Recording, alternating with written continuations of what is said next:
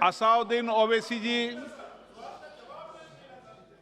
Speaker sir, आपका बेहद शुक्रिया कि कल शाम में आपने फ़ोन करके मेरी खैरियत और मुझसे दरियाफ़्त किया कि क्या हुआ, और आपने मुझे बताया कि आपने फ़ौरन पुलिस के आला अहदेदारों से बातचीत भी की।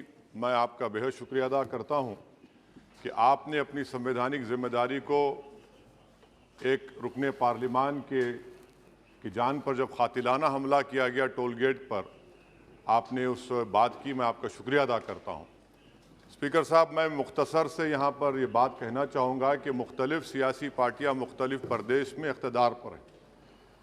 ये बात आप तमाम को मैं गोशेगुजार कर रहा हूँ कि आखिर ये कौन लोग हैं जो गोली पर भरोसा करते हैं, बैलेट पर नहीं करते।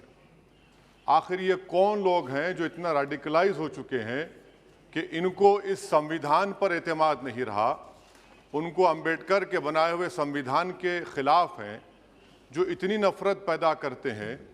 आखिर ये कौन लोग हैं? मैं इसको सियासी गुफ्तगू नहीं करूंगा, ये सबके लिए छोड़ रहा हूं, क्योंकि जहां तक मुझे मालूम कि मैं 2 मरतबा का विधायक हूं, 4 मरतबा का सांसद हूं, और अगर इस तरह से अगर राजनीति आगे बढ़ेगी कि टोल गेट पर गाड़ी रुकती है और 4 राउंड गोलियां चलाई जाती हैं, आखिर इन नौजवानों को ये कैसे रेडिकलाइज हुए?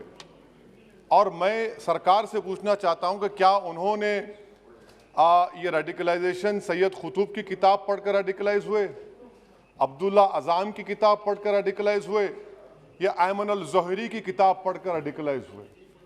इसीलिए मैंने सरकार से 2015 में कहा था कि इंटरनल सिक्योरिटी डिपार्टमेंट MHA में, उसमें तमाम मज़ाहिब के लोगों का एक काउंटर रेडिकल सेल बनाइए आप। और सर, ये रेडिकलाइज हो चुके हैं तो भारत की इससे राइट विंग कम्युनिज्म और टेररिज्म बढ़ेगा। मैं आपसे अपील कर रहा हूं कि जो गलती NDA 1 में की थी, आप वही करने जा रहे हैं। आपको नुकसान होगा, आपकी सरकार को नुकसान होगा, देश को तो, देश की सालिमियत को खतरा तो पैदा हो रहा है।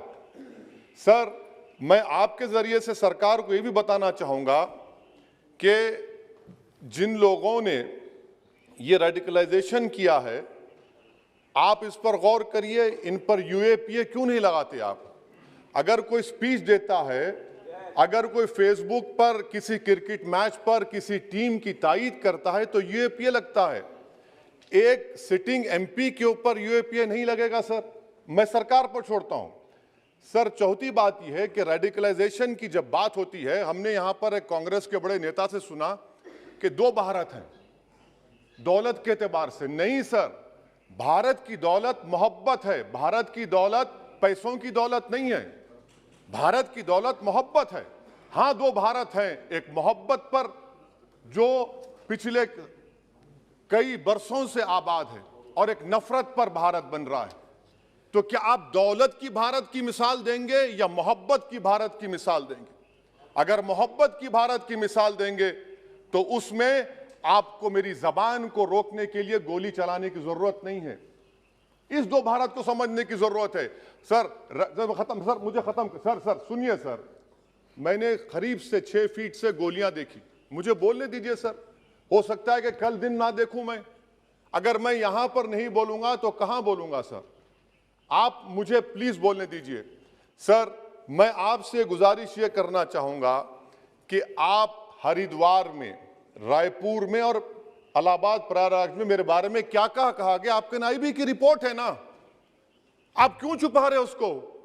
देखिए, मैं मौत से नहीं डरने वाला हूं, हम सबको जाना है इस दुनिया से।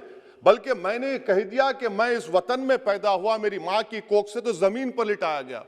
जब मेरी आंख बंद हो जाएगी तो इंशाल्लाह औरंगाबाद की जमीन मुझे दफनाया जाएगा। मगर मैं आपसे अपील करना चाह रहा हूं सरकार से सर, कि जो कुछ बातें की गई हैं उसको देखिए। मैं Z कैटेगरी सिक्योरिटी नहीं चाहिए मुझे, मैं हरगिज नहीं चाहिए मुझे। मैं 94 से पॉलिटिक्स में हूं, मैं आजाद जिंदगी गुजारना चाहता हूं। मैं घुटन के साथ जिंदा नहीं रह सकता इस दुनिया में। मुझे जिंदा रहना है तो अपनी आवाज उठाना है, मुझे अब जिंदा रहना है तो सरकार किसी के उनके खिलाफ बोलना है, और अगर गोली लगती है तो मुझे कबूल है, मगर मैं घुटन की जिंदगी नहीं गुजार सकता सर। मेरा मानना यह है कि संविधान में अगर देश के गरीबों को, मजलूमों को, अल्पसंख्यक समाज को सिक्योरिटी मिलेगा तो मुझे मिलेगी। सर, आपकी चिंता हमें है ना सर इसलिए सिक्योरिटी दे रहे हैं सर आपको नहीं सर, देश के गरीब बचेंगे तो मैं बचूंगा। ओवैसी की जान इखलाक पीलू से बढ़कर नहीं है सर। ओवैसी की जान उस वक्त बचेगी जब गरीब की जान बचेगी। इसीलिए मैं आपके जरिए सरकार से अपील करना चाहूंगा कि सर इस नफरत को खत्म करिए, इस नफरत को खत्म करिए और इस पर आप गौर करिए। मैं नहीं लूंगा सिक्योरिटी, मैं जेड कैटेगरी नहीं चाहता हूं सिक्योरिटी। मुझे ए कैटेगरी का शहरी बनाइए आप, मुझे ए कैटेगरी का शहरी बनाइए ताकि मेरी और आपकी जिंदगी बराबर हो।